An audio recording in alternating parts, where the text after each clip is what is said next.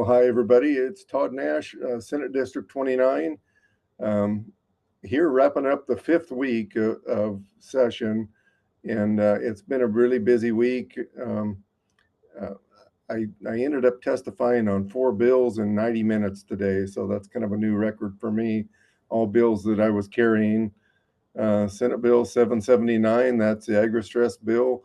We're asking for the $2 million to fully endow that through OSU Extension, and had really positive testimony there.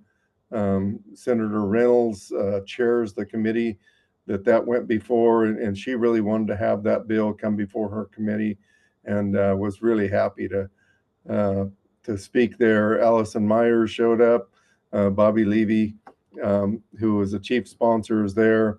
And then they had a lot of expert testimony from people who operate on helplines and hotlines. And I had to dash over to the Natural Resource Committee. We had some robust discussion there as well. One of them had to do with equine dentistry and preg check. In the animal livestock world, we're having a really hard time getting large animal veterinarians out to our rural communities, and even in not even rural communities, but places all over the United States and certainly Oregon. So some of the equine dentistry certifications, they're fairly extensive. Some of them even have two-year long trainings, and some of those guys are really excellent, have great reputations, and some of the people have horses gravitate toward them. And that was fairly controversial. Kind of went back and forth between the veterinarians that were protective of their trade, and I can certainly understand that they have a large investment in that, and so. But we had testimony too from people that not only were in the industry of equine dentistry, but also utilized some of those individuals. The preg check was a little less controversial, though there was pushback from the veterinarians on that as well. There's a lot of guys that are experts at physically palpating cows and being able to check on pregnancy, and then with the availability of ultrasound wands, it has changed quite a bit. Those that can accurately predict pregnancy and the level, the duration of that pregnancy. So anyway, there's more to come on that.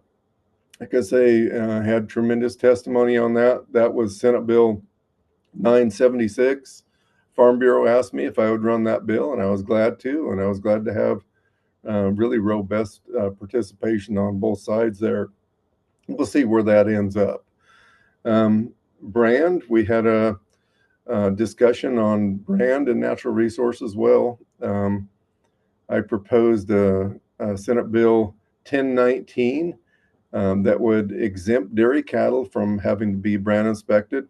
None of the cattle in Oregon at this point, none of the dairy cattle in Oregon have brands on them anymore. Some of them are behind security gates, and they're on really smaller areas where you don't typically think of cattle getting rustled. And so it's a little different than maybe years ago when and the brand program was set up to deter cattle rustling, and it's kind of morphed into something now where they've made it into just, this is something that you do as a routine. You have a state brand inspection, and if you're going out of state, you have to have a brand inspection and a health certificate from a veterinarian. And there's some replication and redundancy there that maybe doesn't need to be done. Sometimes we just keep doing things and we forget to ask ourselves, why are we still doing this? It can be pretty expensive to some of these larger dairies. So I propose that they'd be exempt from that. There was a little pushback on that. Some of the dairies do want exempt, some of them don't. But I put a sunset on the entire program that runs out to 2028. And in 2028, before that, we would have another long session in 27 to really be able to spend this next couple of years to refine and define and see what we want to do with the brand program. Inflation at the state level, there is one agency after the other that comes before committees, and they all need more money. And the brand department isn't any different. Right now, they're going backwards. They're in debt, and it is a feed-based agency within Oregon Department of Agriculture, and that brand department is over $400,000 in debt currently. By the time we get to the end of session and the 90 days post session, I predict that we're going to be over $1 million in debt in that program. So I put a companion bill in there too that asks for $1.2 million to get us back on a level playing field, to where at least they weren't looking back at producers saying you need to cough up much more money. And I really want my producers to take a hard look at the state-run program, look at some of the programs that are going on around the country, and to really digest and think about, do we need a brand inspection program? Do we need a state brand inspection program? And I'll give an example. Texas, they don't have a state brand inspection program. The ones that they do have in South Texas are run through counties. And so I just think it's time to re-examine and see if this is the way that we want to continue on. And that sunset is to motivate not only the department, but also my friends in agriculture, those that are running cattle on large ranges, those that maybe just have backyard cattle, and dairies and the diversity of counties, and take a look at this and see, is this really what we want to continue to do the same way that we've always done it here? So it was a good discussion, and I really appreciate all those that participated. I talked about the companion bill. The one bill that I'm really been focused on is if I had to pick one bill down here that I want to get across the finish line, it SJR 30, Senate Joint Resolution Committee, that it'll go through, and what that would do, it would change the initiative petition process. Right now, we have one of the lowest thresholds in the country for collecting signatures, and the number of signatures, the places that you have to get them.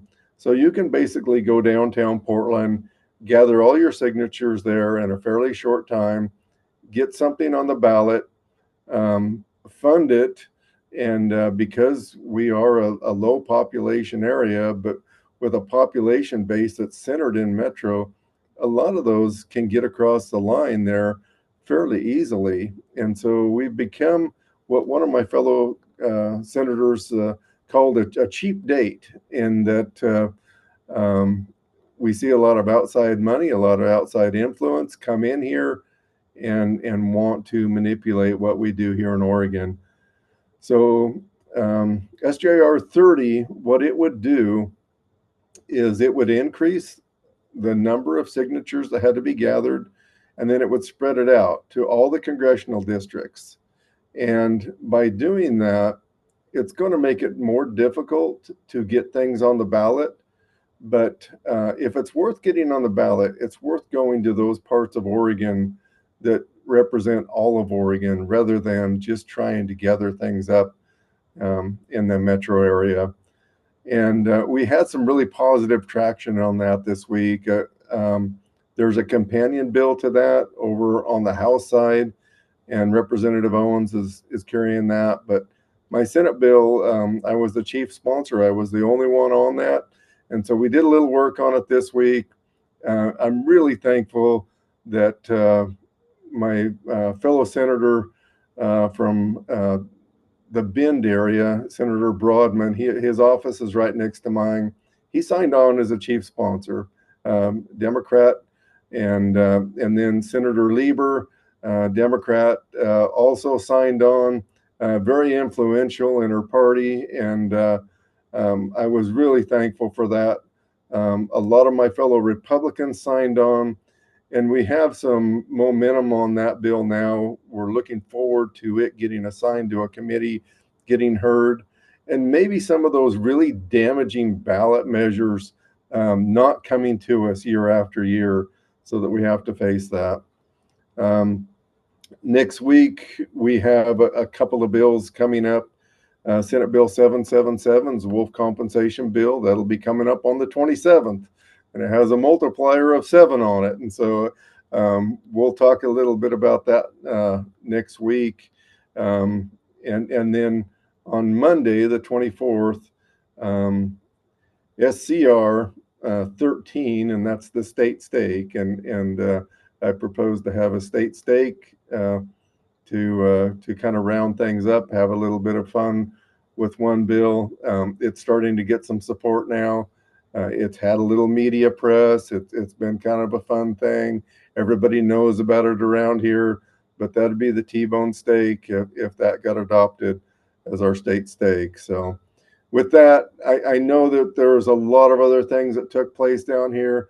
That's mostly what I was involved in this week and coming week, what I'll be involved in, among other things. But I look forward to giving you another update next week. So thank you so much for your support, what you do out in the country.